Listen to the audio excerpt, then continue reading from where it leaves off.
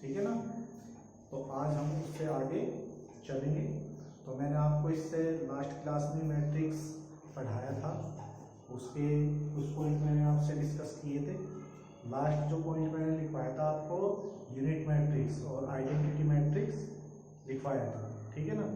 अब next point पे आ जाइए। नेक्स्ट पॉइंट है हमारा triangular matrix. Triangular matrix, triangular matrix क्या है हमारा? त्रिभुजीय आव्यूह, त्रिभुजीय आव्यूह। अब त्रिभुजीय आव्यूह कैसा होता है? जैसे देखो ये कोई मैट्रिक्स हो गया हमारा, ठीक है ना। तो इसका जो मेन डायगोनल होता है उसके ऊपर या नीचे के एलिमेंट जो है वो जीरो हो जाते हैं। तो ऐसा करने से जो मैट्रिक्स हमारा बनता है वो ट्राइएंगुलर मैट्रिक्स बन जाता है, ठीक है। तो ट्राइएंगुलर मैट्रिक्स कैसे बनेगा? मेन जो डायगोनल होगा हमारा उसके ऊपर या नीचे के जो एलिमेंट है वो सब जीरो हो जाने चाहिए। तो इस तरीके से देखो एग्जांपल, जैसे ये हो गया हमारा 1 0 0, ठीक है, 2 3 0, 5 6 0, 5 6 2 लिख लो, कुछ भी लिख लो। तो इस तरीके से ये होगा हमारा। तो देखो ये जो मेन डायगोनल है ये है, इससे नीचे के एलिमेंट ये जीरो हो गए। तो देखो इस तरह से अगर हम देखा तो ये ट्रायंगल हमारा बन जाएगा, ठीक है, इस तरीके से। तो ये अपर ट्रायंगल मैट्रिक्स हो गया हमारा। ये क्या हो गया? Upper triangular matrix, triangular matrix हो गया ये। और ये नीचे बन सकता है, इस तरीके से भी हो सकता है। एग्जांपल हमारा जैसे ये हो गया हमारा 1 2 3, ठीक है, और 0 6 7 0 0 8, कुछ भी लिख लो। तो इस तरीके से होगा। तो ये जो मेन डायगोनल है हमारा, इससे देखो ऊपर के जो एलिमेंट है वो जीरो हो गए। तो अब की बार जो ट्रायंगल हमें दिखाई दे रहा है वो नीचे बना देखो ट्रायंगल, ठीक है। तो ये हो गया lower triangle matrix, lower triangular angular matrix, ठीक, ट्रायंगुलर मैट्रिक्स हो गया।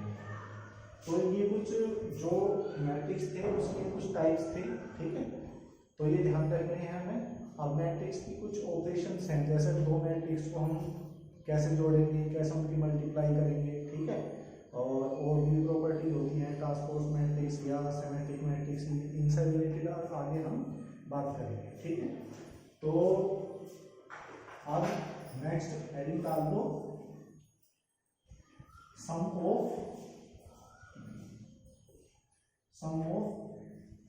To matrix. Sum of two matrix मतलब दो आव्यूहों का योग, दो आव्यूहों का योग मतलब उनको जोड़ना, ठीक है। तो इसके लिए ध्यान रखना कि दो, अगर हमारे दो मैट्रिक्स हैं उनको हमें जोड़ना है तो उसके लिए कंडीशन है कि उनके जो ऑर्डर है मतलब क्रम है वो समान होने चाहिए। मतलब दोनों मैट्रिक्स के जो ऑर्डर हैं, क्रम है, वो बिल्कुल समान होने चाहिए। मतलब उनमें जो रो और कॉलम है वो बिल्कुल इक्वल होने चाहिए, तभी हम दो आव्यूहों को जोड़ सकते हैं, उनका एडिशन निकाल सकते हैं, अदरवाइज नहीं। तो दो मैट्रिक्स को जोड़ने के लिए कंडीशन है कि उनका ऑर्डर जो है वो सेम होना चाहिए। तो यहाँ पर लिख देंगे हम कि the sum of two matrix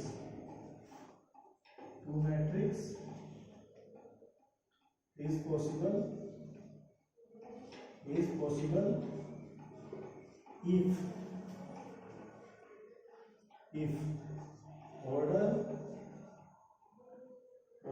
are same, ठीक है, ऑर्डर आर सेम, अगर उनका क्रम समान हो, ठीक है, तो तब वे जोड़े जा सकते हैं। अब देखो एग्जांपल देख लेंगे हम किस तरीके से हम जोड़ सकते हैं मैट्रिक्स को। जैसे सपोज कीजिए एक मैट्रिक्स है हमारा ये 1 2 3 5, ठीक है, 6 7, ये एक मैट्रिक्स हो गया, एक मैट्रिक्स ये हो गया हमारा बी, ये हो गया 0 -2 1 5 8 9, कुछ भी लिख लो। तो ये हो गया बी मैट्रिक्स हो गया, ए मैट्रिक्स ये हो गया हमारा और बी मैट्रिक्स हो गया ये। तो इसमें हमें इनको ऐड करना है, तो ऐड करो इनको, a प्लस बी निकालना है। तो इनके जो कोरस्पॉन्डिंग एलिमेंट हैं, क्योंकि देखो जोड़े जा सकते हैं, क्योंकि ये क्या किस ऑर्डर का मैट्रिक्स है हमारे, इसमें 2 रो है हमारी 1 2 और कॉलम है इसमें कितने 3, तो ये 2/3 ऑर्डर का मैट्रिक्स है और ये भी 2/3 ऑर्डर का मैट्रिक्स है। तो इनके जो ऑर्डर है, क्रम है, वो क्या है, समान है, तो इसलिए जोड़े जा सके, मतलब a प्लस बी यहाँ पे क्या है हमारा पॉसिबल है। और जोड़ेंगे किस तरीके से, जैसे a प्लस बी निकालना है तो जो कोरस्पॉन्डिंग एलिमेंट है, संकर अवयव जो इनके हैं वो जुड़ जाएंगे। जैसे 1 में 0 ऐड करेंगे तो 1 हो गया, 3 में 1 ऐड करेंगे तो 4 हो जाएगा, 6 में 8 ऐड करेंगे तो 14 हो जाएगा, इसी तरह 2 में -2 ऐड करेंगे तो 0 हो जाएगा, 5 में 5 ऐड करेंगे 10 हो जाएगा, 7 में 9 ऐड करेंगे तो 16 हो जाएगा। तो ये a प्लस बी आ गया, ठीक है। और अगर b प्लस a निकालना चाहें हम, तो b प्लस a भी सेम होगा, b प्लस a भी सेम होगा, इसी तरीके से आ जाएगा। बस क्या इधर से जोड़ने स्टार्ट कर लेंगे, आएंगे तो वही, तो ये हो गया 1 0 4 10 14 16, यही आएगा। तो ये हमेशा ध्यान रखना है हमेशा कि मैट्रिक्स में जो कॉम्यूटेटिव लॉ होता है, मतलब क्रम विनिमय नियम, वो हमारा हमेशा सेटिस्फाई होता है। मतलब हमेशा अगर 2 मैट्रिक्स को हम जोड़ सकते हैं तो उसमें हमेशा a plus B equal to B plus A होगा, ऐसा कभी नहीं होगा कि इक्वल ना हो। अगर a प्लस बी या b प्लस ए पॉसिबल है तो ये हमेशा कैसे होंगे, इक्वल होंगे। तो यहाँ पे नोट करके भी लिख सकते हो तुम, ये नोट करके भी लिख सकते हो कि always a plus B equal to B plus A, ठीक है, ये पॉसिबल होता है। तो 2 मैट्रिक्स को जोड़ने के लिए क्या कंडीशन होती है, ये समझ आ गया सभी को। आगे तो था 2 मैट्रिक्स को जोड़ने का रूल, अब मल्टीप्लाई करने का रूल देखो क्या होता है। अब 2 मैट्रिक्स को अगर हमें जोड़ना, वो मल्टीप्लाई करना है, तो तब क्या होगा, तब किस तरीके से करेंगे। अब एडिशन करने के लिए तो क्या था हमारा, इनके ऑर्डर इक्वल होने चाहिए थे, और इनका मल्टीप्लिकेशन मतलब प्रोडक्ट निकालने के लिए क्या करना होगा कि जैसे a क्रॉस b निकालना है हमें, a मल्टीप्लाई b निकालना है, तो a में कॉलम उतने ही होने चाहिए जितनी b में हमारी क्या हो, रो हो। मतलब जो मल्टीप्लाई से पहले का मैट्रिक्स होगा उसमें कॉलम, और जो मल्टीप्लाई से बाद का मैट्रिक्स होगा उसमें रो इक्वल होनी चाहिए, तभी 2 मैट्रिक्स का प्रोडक्ट निकाला जा सकता है, मतलब मल्टीप्लिकेशन हम कर सकते हैं, ठीक है। तो देखो यहाँ पे प्रोडक्ट ऑफ 2 मैट्रिक्स, यहाँ पे लिख देंगे हम प्रोडक्ट ऑफ 2 मैट्रिक्स,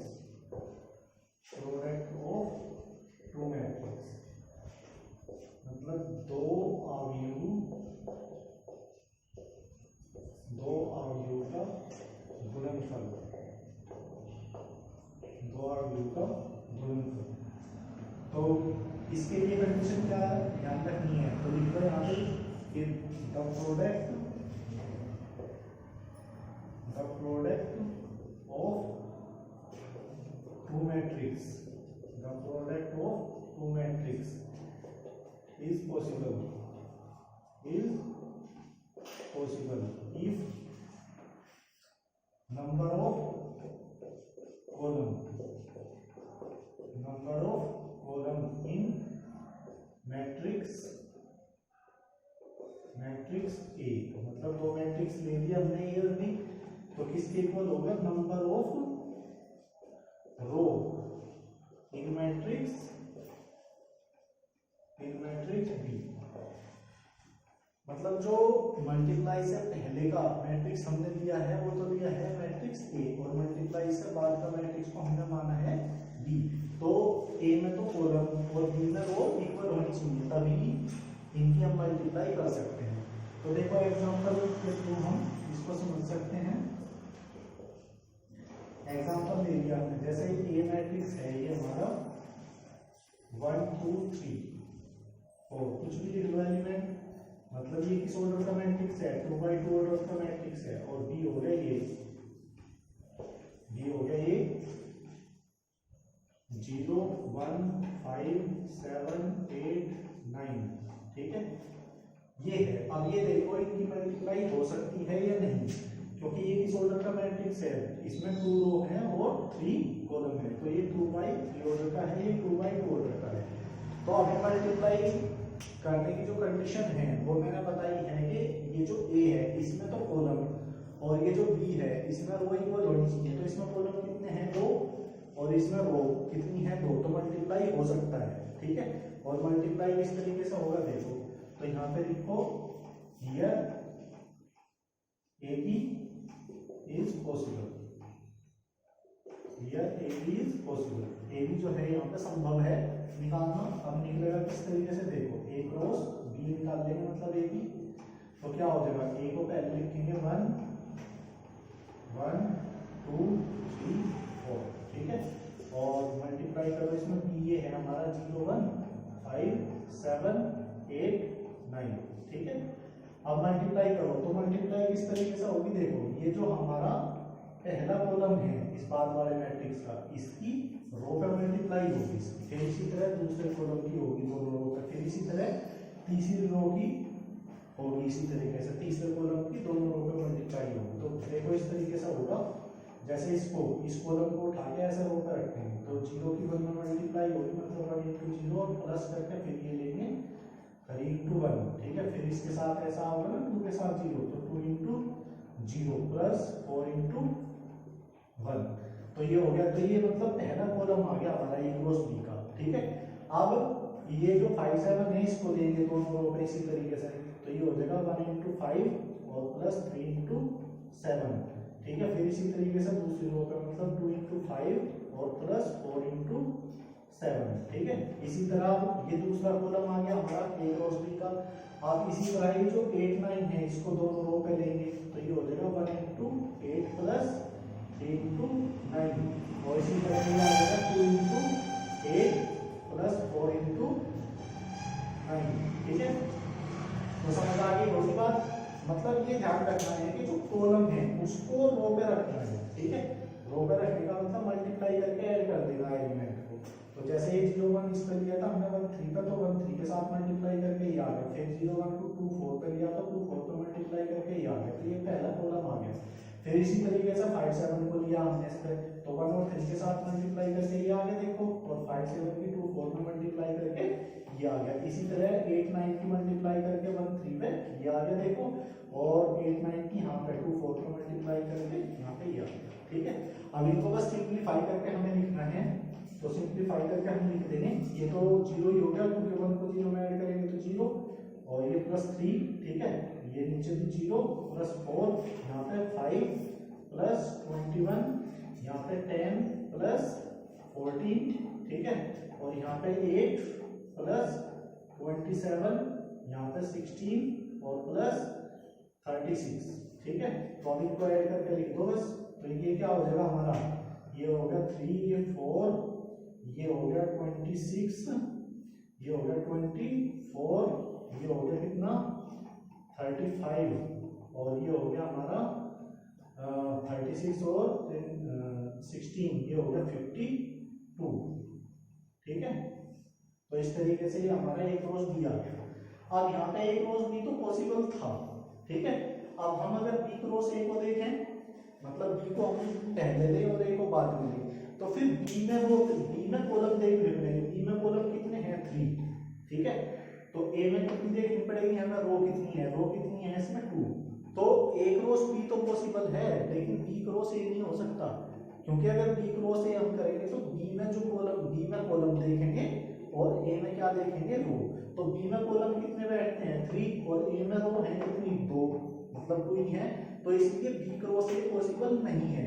तो ऐसा होता है क्वेश्चनों में कि ए क्रॉस बी तो निकल जाएगा, लेकिन कुछ क्वेश्चनों में बी क्रॉस ए नहीं निकलता, क्योंकि वो अकॉर्डिंग टू रूल पॉसिबल ही नहीं है। तो कहने का मतलब मेरा ये है, जैसे हमने इससे पहले मैट्रिक्स को जोड़ने का रूल पढ़ा तो उसमें क्या था, a प्लस बी हमेशा b प्लस ए के इक्वल आता था। मतलब वहाँ पे कॉम्यूटेटिव लॉ, कॉम्यूटेटिव जो प्रॉपर्टी होती है हमारी सेटिस्फाई होती थी। मतलब ये b का अगर स्थान हम चेंज कर देते थे तो जोड़ने में कोई फर्क नहीं पड़ता। मतलब जैसे साधारण संख्याओं में जोड़ने से कोई फर्क नहीं पड़ता, जैसे 2 प्लस 3 को 3 प्लस 2 लिख सकते हैं हम, आएगा तो रिजल्ट एक ही हमारा। तो इसी तरह मैट्रिक्स एडिशन में भी हम ऐसा कर सकते थे। मतलब a plus B equal to B plus A हमेशा पॉसिबल होगा और हमेशा इक्वल होगा वो, ठीक है। लेकिन यहाँ पे देखो, यहाँ पे a क्रॉस b तो निकल गया, लेकिन b क्रॉस ए यहाँ पॉसिबल ही नहीं है, ठीक है। तो इसीलिए कहने का मतलब मेरा ये है कि मैट्रिक्स मल्टीप्लिकेशन में कॉम्यूटेटिव लॉ जो होता है, मतलब क्रम में नियम जो होता है कि ए की जगह बी और बी की जगह ए रख के हम उनकी मल्टीप्लाई कर दें और वो सेम होगी, तो ऐसा पॉसिबल नहीं है। मतलब मैट्रिक्स मल्टीप्लिकेशन में a cross b cross a के हमेशा इक्वल नहीं होता। कुछ कंडीशन में हो सकता है लेकिन हमेशा इक्वल नहीं होता, ठीक है। तो ये ध्यान रखना है। तो यहाँ पर हम लिख भी देंगे कि b cross a is not possible, मतलब यहाँ पे b क्रॉस a जो है वो पॉसिबल नहीं है, ठीक है ना। a क्रॉस b तो यहाँ पे निकल सकता है लेकिन b क्रॉस a नहीं निकल सकता, तो ये ध्यान रखना है हमेशा। तो कैसे हम मल्टीप्लिकेशन करेंगे ये अच्छे से समझ में आ गया सभी स्टूडेंट्स की। सबसे पहले हम देखेंगे कि product of two matrix possible है भी या नहीं। तो जैसे पॉसिबल देखने के लिए क्या करेंगे, जैसे a क्रॉस b निकालना तो a में तो कॉलम देखेंगे, b में क्या देखेंगे, रो। अगर इक्वल है तो उनकी मल्टीप्लाई हम इस तरीके से कर देंगे, ठीक है। और अगर b क्रॉस a करना है हमें तो b में क्या देखेंगे, पहले हम कॉलम देखेंगे और a में क्या देखेंगे, रो। अगर ऐसा होगा तो मल्टीप्लाई हो जाएगी, अदरवाइज नहीं होगी। जैसे यहाँ पे पॉसिबल नहीं हुआ b क्रॉस a, क्योंकि b में क्या देखा हमने, b में कॉलम देखने हैं, b में कॉलम कितने हैं 3 और a में क्या देखनी है हमें, रो कितनी है इसमें 2, तो इक्वल नहीं है ना। a में कॉलम b में रो के इक्वल नहीं है, इसलिए b क्रॉस a पॉसिबल नहीं है, ठीक है। तो मैं समझता हूँ ये अच्छे तरीके से समझ में आ गया होगा, प्रोडक्ट ऑफ टू मैट्रिक्स और एडिशन ऑफ टू मैट्रिक्स, ठीक है। अब आगे हम चलते हैं। तो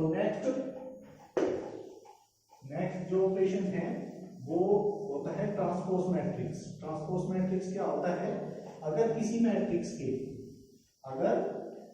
मैट्रिक्स के हम रो को कॉलम में और कॉलम को रो में चेंज कर दें तो चेंज करने से जो मैट्रिक्स हमें प्राप्त होगा वो क्या होगा, हमें किसी मैट्रिक्स का क्या होगा, ट्रांसपोज मैट्रिक्स होगा।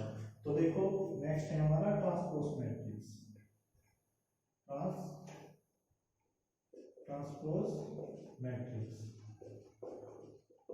ट्रांसपोज मैट्रिक्स मतलब इसको हिंदी में लिखते हैं हम परिवर्त अवयव, ठीक है।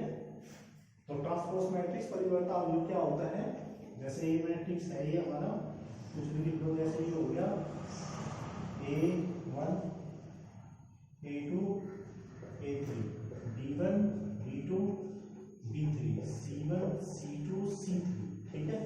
तो ये 3x3 ऑर्डर का कोई मैट्रिक्स है A। इसका ट्रांसपोज मैट्रिक्स निकालना हो तो A के ट्रांसपोज मैट्रिक्स को A' से डिनोट करते हैं, ये ध्यान रखना हमेशा। तो ट्रांसपोज मैट्रिक्स को फिर ट्रांसपोज मैट्रिक्स को A, तो A का जो ट्रांसपोज मैट्रिक्स है उसको A' से डिनोट करेंगे और क्या होगा, जो रो है वो कॉलम हो जाएंगी और जो कॉलम है वो रो हो जाएंगी। तो ये हमारी रो थी इस तरीके से, तो ये कॉलम आ जाएंगे। तो पहली जो रो थी इसको कॉलम बना दो, A1 A2 A3, फिर B1 B2 B3, फिर C1 C2 C3, ठीक है। तो ये हमारा क्या आ गया, मैट्रिक्स A का ट्रांसपोज मैट्रिक्स आ गया, जिसको हम कहीं से डिनोट करते हैं A' से। तो ये क्या हो गया हमारा ट्रांसपोज मैट्रिक्स, समझ में आ गया होगा। अब नेक्स्ट होता है हमारा एक सममित अवयव, मतलब सिमेट्रिक मैट्रिक्स। सिमेट्रिक मैट्रिक्स मतलब सममित अवयव, ठीक है। तो सममित अवयव क्या होता है, सममित अवयव कब होगा, if A' equal to A तो then A will be a symmetric matrix, will be a symmetric matrix। मतलब अगर A डैश की वैल्यू A के इक्वल हो, ठीक है, A डैश हमने निकाला और वो किसके इक्वल आ जाए, A के इक्वल आ जाए, तो ऐसा मैट्रिक्स जो है वो सिमेट्रिक मैट्रिक्स होता है। देखो एग्जांपल के थ्रू हम समझ सकते हैं इसको। एग्जांपल थोड़ा सोच कर लेना पड़ेगा, क्योंकि ऐसा एग्जांपल लेना पड़ेगा कि जिसमें A डैश जो है वो A के इक्वल आ जाए। तो जैसे ये मैट्रिक्स ले लिया हमने, ये मैट्रिक्स हो गया हमारा 2 4 और 4 3, ऐसे ले लो, ठीक है। अब इसका ट्रांसपोज मैट्रिक्स निकाल दो तुम। A डैश क्या हो जाएगा, ट्रांसपोज मैट्रिक्स क्या हो जाएगा, मतलब इसका रो को कॉलम में, कॉलम को रो में बदल दो। तो कैसे बदलेंगे भाई, ये रो थी हमारी 2 4, तो इसको ये कर दिया हमने, ये वाला 2 4 था, इसको कॉलम बना दिया। और देखो जो दूसरी रो थी इसको कॉलम बनाओ, तो 4 3 हमने चेंज किए। देखो ये चेंज किए नहीं किए, क्योंकि इस 4 2 को ऐसे लिखा, फिर 4 3 को ऐसे लिखा, मतलब जो रो थी हमारी उनको हमने कहीं में चेंज कर दिया, कॉलम में चेंज कर दिया। लेकिन ऐसा चेंज करने से कोई फर्क नहीं पड़ा, जो मैट्रिक्स ए था वही है ये बिल्कुल।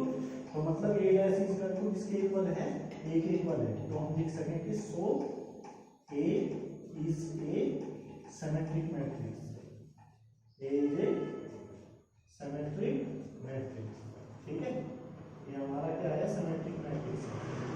तो सिमेट्रिक मैट्रिक्स समझ में आ गया। अब एक होता है हमारा skew symmetric matrix. Skew symmetric matrix मतलब विषम सममितावयुत। सममितावयुत तो कब होता था, मतलब सिमेट्रिक मैट्रिक्स तो कब होता है जब A dash is equal to A होता है, और स्क्यू सिमेट्रिक मैट्रिक्स कब होगा जब A dash is equal to minus A होगा। तो देखो आगे skew symmetric matrix, skew symmetric matrix कब होगा जब A dash is equal to minus A। Skew symmetric matrix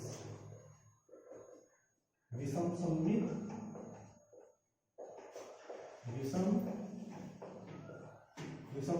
अवयुत। अब विषम सममित अवयुत की डेफिनेशन मैंने बताई है तुमने कि if A dash is equal to minus A, A dash is equal to minus A, तो then A will be a skew symmetric matrix, skew symmetric matrix, skew symmetric matrix होगा, ठीक है। एग्जांपल देख सकते हैं इसका भी, हम थोड़ा सोच के एग्जांपल लेना पड़ेगा इसका भी, क्योंकि ऐसा एग्जांपल लेना है कि A डैश माइनस A के इक्वल बैठे बिल्कुल, ठीक है।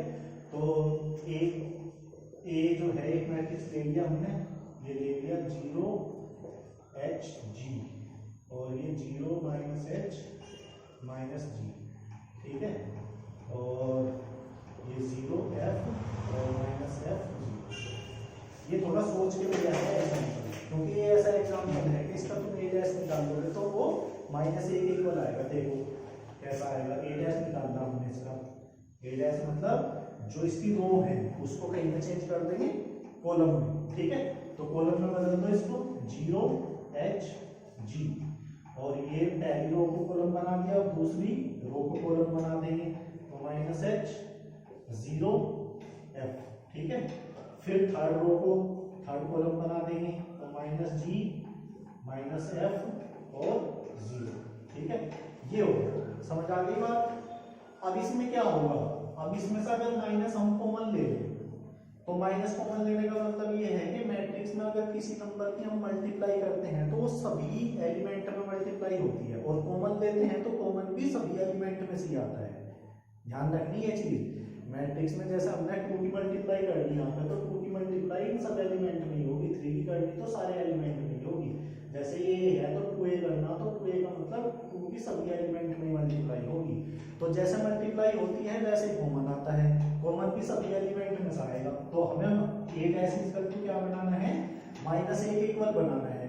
तो माइनस कॉमन लेना पड़ेगा इसमें, तो माइनस हमने कॉमन लेंगे तो सभी में से आएगा, तो माइनस की मल्टीप्लाई हो जाएगी ना माइनस कॉमन लेने से एक तरह से।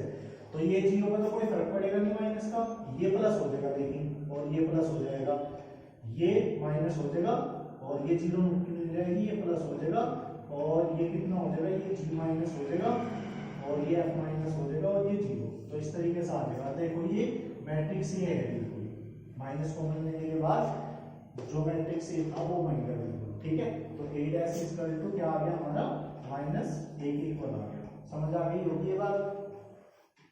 तो सिमेट्रिक और स्क्यू मैट्रिक्स क्या होते हैं, अच्छी तरीके से समझ में आ गया।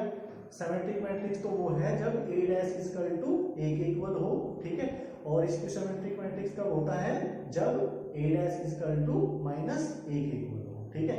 एग्जांपल भी मैंने लेके तुम्हें बता दिए हैं इसकी, ठीक है। अब नेक्स्ट अपने पॉइंट पे आते हैं हम। नेक्स्ट जो है वो निकालेंगे हम determinant of A matrix, determinant of A matrix. तो किसी मैट्रिक्स का डिटरमिनेंट निकालने के लिए हम क्या करेंगे, तो लिखो डिटरमिनेंट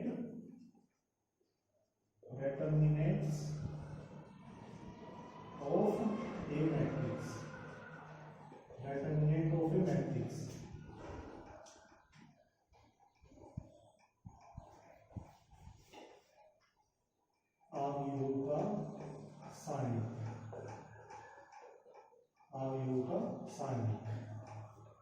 तो हमेशा ध्यान रखो, अगर कोई स्क्वायर मैट्रिक्स होगा उसी का हम डिटरमिनेंट बना सकते हैं।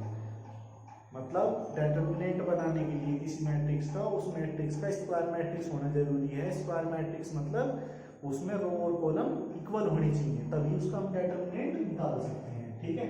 तो देखो जैसे ये ए मैट्रिक्स हमने ले लिया, और मैट्रिक्स के और डिटरमिनेंट के साइन में भी ध्यान रखना, मैट्रिक्स के तो ये जो कोने हैं ये मुड़े रहते हैं थोड़े थोड़े, ठीक है, ये मुड़े रहते हैं। और डिटरमिनेंट्स की जो होता है साइन वो बिल्कुल क्या होता है, बिल्कुल वर्टिकली होती है, उनकी लाइन वो मुड़ी नहीं होती, ठीक है। जैसे मॉडुलस में लगाते हैं ना बिल्कुल सीधे डंडे, तो उसी तरह डिटरमिनेंट होता है, ठीक है। तो जैसे ये हो गया ए equal to a1 a2 a3 b1 b2 b3 c1 c2 c3, ठीक है। इस तरीके से ये एलिमेंट आ गए 3x3 ऑर्डर का एक मैट्रिक्स है। स्क्वायर मैट्रिक्स ही हो गया क्योंकि 3 रो है और 3 कॉलम है इसमें। तो determinant of A, determinants of A का जो डिटरमिनेंट है उसको इस तरीके से डिनोट करेंगे, मतलब ये दो डंडे लगेंगे और जो ये मैट्रिक्स का साइन था इसकी जगह डिटरमिनेंट का साइन आ जाएगा। मतलब मैट्रिक्स के जो ये कोने थोड़े बड़े हो रहे थे, डिटरमिनेंट के क्या होंगे, बिल्कुल सीधी लाइन खींचेंगे, एलिमेंट ऐसे कैसे ही रहेंगे बिल्कुल, a1 a2 a3 b1 b2 b3 c1 c2 c3, ठीक है। ये हमारा डिटरमिनेंट आ गया मैट्रिक्स ए का। और मैंने ये बताया है कि स्क्वायर मैट्रिक्स का ही डिटरमिनेंट निकलेगा हमेशा, ठीक है। अगर डिटरमिनेंट निकालना किसी मैट्रिक्स का तो उसका स्क्वायर मैट्रिक्स होना जरूरी है, मतलब उसके रो और कॉलम इक्वल होने चाहिए।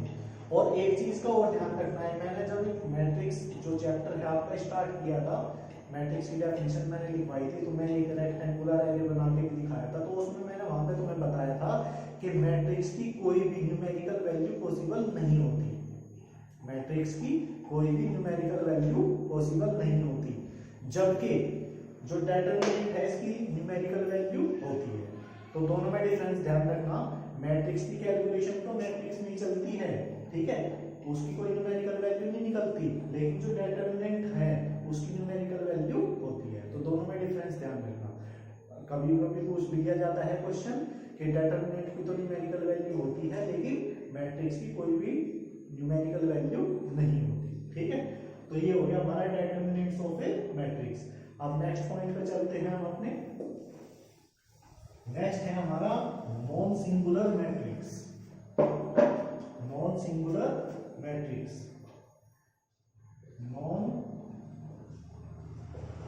Non singular matrix, non singular matrix व्युत्क्रमणीय आव्यूह, व्युत्क्रमणीय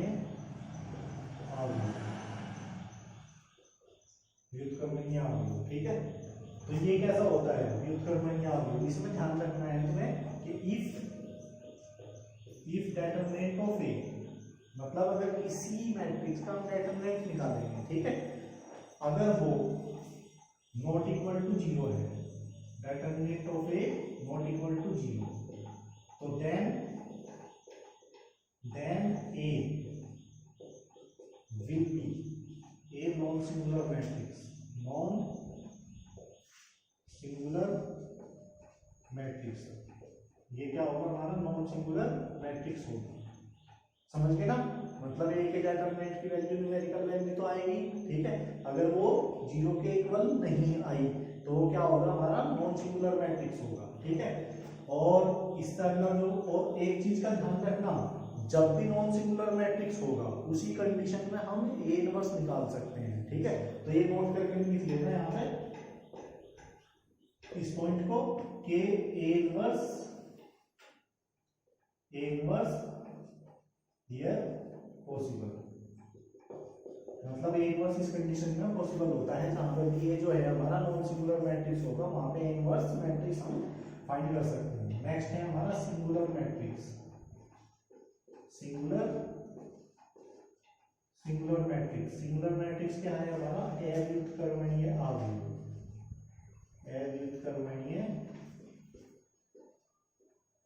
अवयव, ठीक है। अव्युत्क्रमणीय अवयव क्या होता है हमारा, ये होता है इफ ए का determinant of A is equal to 0, तो then A will be a singular matrix.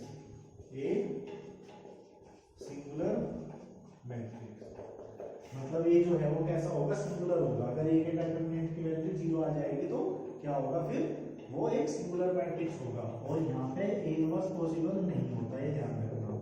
मतलब जब ए के डेटर्मिनेंट की वैल्यू नॉट इक्वल टू 0 होगी, मतलब नॉन सिंगुलर मैट्रिक्स होगा, तभी ए इनवर्स निकल सकता है। और जब ए का डेटर्मिनेंट 0 के इक्वल होगा, मतलब सिंगुलर मैट्रिक्स होगा, तब ए इनवर्स नहीं निकलेगा।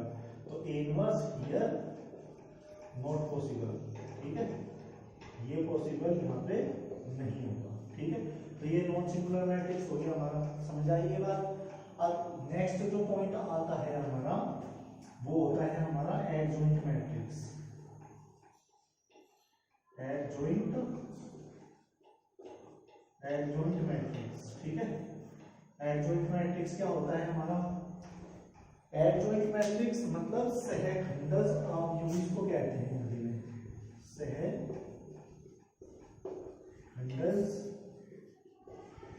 अवयव। एडजॉइंट मैट्रिक्स सहखंडज अवयव। तो क्या होता है ये सहखंडज अवयव? सहखंडज अवयव एडजॉइंट मैट्रिक्स वो मैट्रिक्स है जो किसी मैट्रिक्स के कोफैक्टर से जो मैट्रिक्स बनेगा उसका ट्रांसपोज मैट्रिक्स होता है। मतलब पहले कोई भी मैट्रिक्स दे रखा, उसके कोफैक्टर निकालेंगे, कोफैक्टर से एक मैट्रिक्स बनाएंगे, और जो कोफैक्टर से मैट्रिक्स हमारा बनेगा उसका ट्रांसपोज मैट्रिक्स जो होगा वो हमारा क्या होगा, एडजॉइंट मैट्रिक्स होगा। तो देखो समझ सकते हैं कि एग्जांपल के थ्रू, जैसे ये मैट्रिक्स दे दिया, ठीक है, ए मैट्रिक्स है ये, कोई भी दे दो, A11, A12, A13, ठीक है, A21, A22, A23, A31, A32, A33। तो ये एक मैट्रिक्स ले लिया ए हमने। तो इसके कोफैक्टर बनाओ। कोफैक्टर क्या होते हैं, किसी मैट्रिक्स में जितने एलिमेंट होते हैं उतने ही कोफैक्टर होते हैं, ठीक है। वो क्वेश्चन में बता देंगे आगे जहां पे निकालेंगे, अभी तुम बस समझ लो कि कोफैक्टर हमें निकालने हैं इसके। तो हम जितने भी इसमें एलिमेंट हैं इतने ही कोफैक्टर होंगे, और कोफैक्टर को कैपिटल लेटर से डिनोट कर देंगे। तो हम लेट कर देंगे यहाँ पे, late A11, A12, A13, A21, A22, A23, A31, A32, A33 are cofactor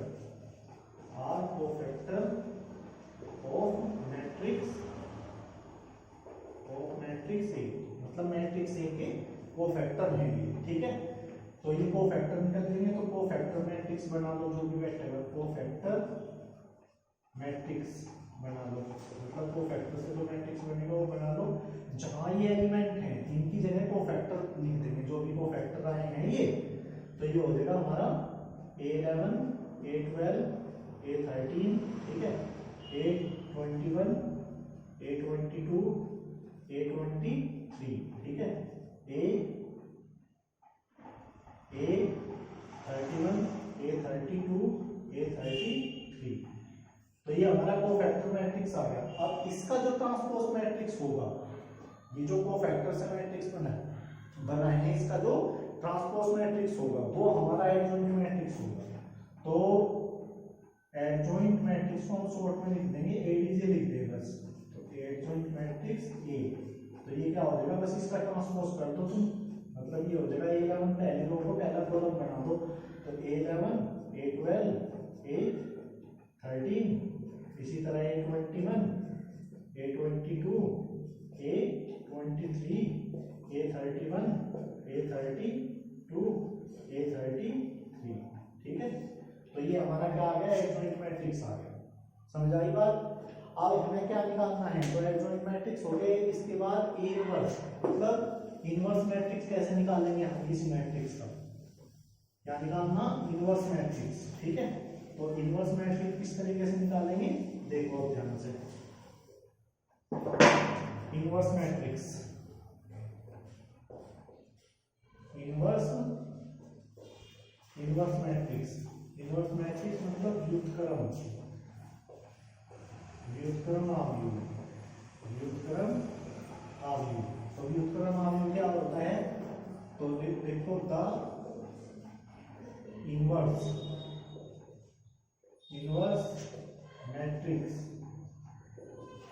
matrix of A is A inverse, ठीक है। ए इनवर्स होता है, ए इनवर्स निकालने का एक फॉर्मूला होता है, A inverse is equal to adjoint matrix A upon A का डेटर्मिनेंट। मतलब ए इनवर्स निकालने के लिए दो चीज निकालनी पड़ेगी हमें, एक तो एडजॉइंट मैट्रिक्स जो अभी बताया इससे पहले, ठीक है, एडजॉइंट मैट्रिक्स निकाल लेंगे और ए का डेटर्मिनेंट की वैल्यू निकाल लेंगे। तो एडजॉइंट मैट्रिक्स जो आएगा उसको ए के डेटर्मिनेंट से हम डिवाइड कर देंगे, ठीक है, तभी हमारा क्या आएगा, ए इनवर्स आएगा निकल के। और ध्यान रखना है, मैंने बताया तुम्हें कि ए इनवर्स निकालने के लिए ए का डेटर्मिनेंट की वैल्यू हमेशा नॉट इक्वल टू 0 आनी चाहिए। अगर 0 आ गई तो आगे का प्रोसीजर ही हम नहीं करेंगे, फिर वहीं पर लिख देंगे कि ए इनवर्स इज नॉट पॉसिबल, ठीक है। तो मतलब इनवर्स मैट्रिक्स निकालने के लिए ए का डेटर्मिनेंट नॉट इक्वल टू 0 होना चाहिए, मतलब नॉन सिंगुलर मैट्रिक्स होना चाहिए, ठीक है।